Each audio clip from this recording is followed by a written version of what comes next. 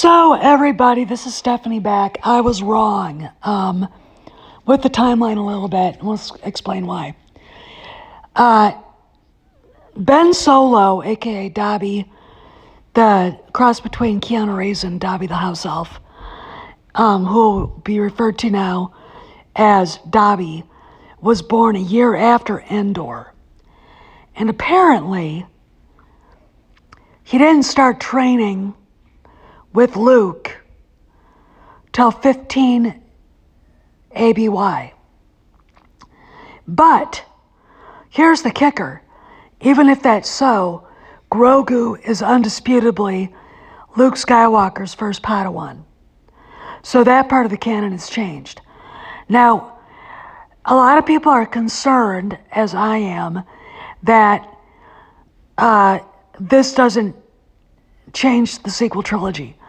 In my opinion, getting rid of this disgusting looking human being from Star Wars is the only way to do it. And the only way to do it is to not even have him in it, or no mention of him while they figure out what to do about it. Like I said, Mandalorian, the Book of Boba Fett, Episode 6 is a great show. Cobb Vanth, I thought, was at first dead, but after viewing it, he may still be alive.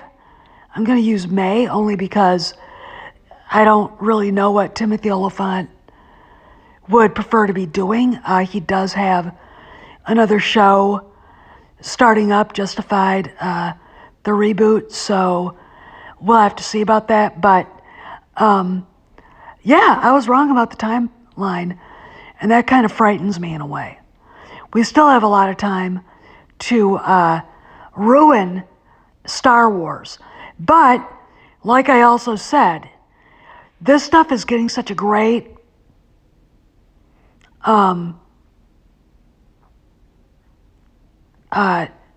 reception by the fans that why would they go back and allow the sequel trilogy to go on in any way, shape, or form? And another thing that changes it and varies it is the idea that Grand Admiral Thrawn is around, and there was nothing about him in Disney canon at all. Nothing about any of these characters that are coming on. And as I would like to mention, the books are not as high canon as the shows are. The shows are canon. Now, they can be changed, but only by another show.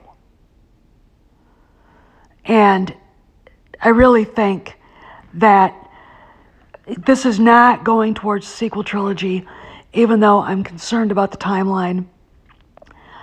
And I'm concerned about what's going to happen with Grogu. I don't understand why Luke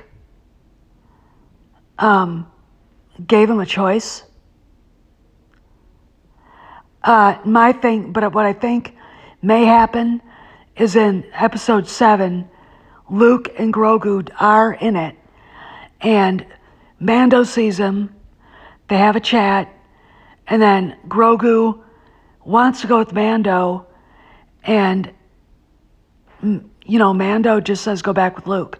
We may even see Grogu get a ride in the Naboo starfighter, but I don't really believe it. Look, Mando doesn't live the same life that would be he doesn't live the life that caring for Grogu would make any sense. And there were things that Luke said. Forming attachments, basically said, you're going to see people you care about come and go in your life.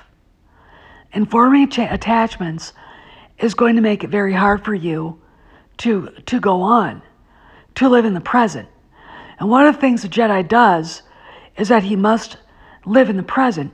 Now, loyalty and fidelity to a creed honor and to your people, a Jedi can have that.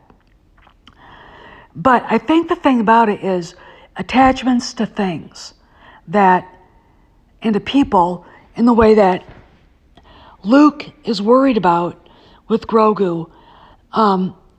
That's what they're talking about. And another thing, the elephant in the room is the Darksaber.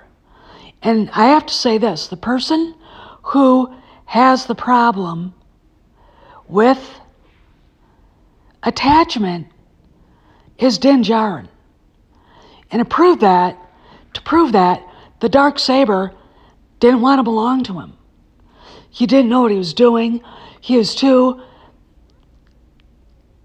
in his mind, in the past, and concerned with Grogu, to be concerned with properly moving and flowing with the Darksaber. The Darksaber, of course, is very different from any other lightsaber. It really does feed off the emotional energy of the person wielding it. And what I think is going to happen is, in the end, Grogu goes with Luke. I don't know why. I do. But I think Luke gives him a chance. Grogu chooses the chainmail. And at the end of the show, we see something happen with Luke and Mando and Grogu ends up going with Luke. Or he'll end up in the next season going with Luke, because Mando can only give him so much. Mando can only help him so much. And Grogu has to learn to control himself within the Force and go with the Force as an ally. Live with it, be with it, move with it. And Din Djarin obviously is not the guy to teach him that.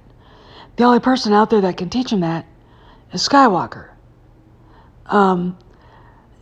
There's a rumor out there that they're trying to retcon it so in TLJ, Luke is really hiding on the island to protect Grogu. What a bunch of shit. That is so fucking... Look, if you want to make it worse, go ahead. Ruin Mandalorian and all of Star Wars. Okay? That is so stupid. It can't be quantified. It's dumb. But we'll have to see. I am a little concerned. But I think episode 7 will tell us a lot more. I really hope that they, do something to tell us something else is going on. I really, really, really want to see it retconned to where there is no Ben Solo, because then there will be no Rey Palpatine. Okay? That's what I want. Anyway, just more thoughts on the show, and I am a little concerned. But I gotta ask, in what world does Disney not want to see this thing completely retconned? They never made a dime on the sequel trilogy. Not a dime. All that money that they got in net box office from The Force Awakens is gone. And it's been gone for a long, long time. This is Stephanie signing out. I'll see you around the galaxy.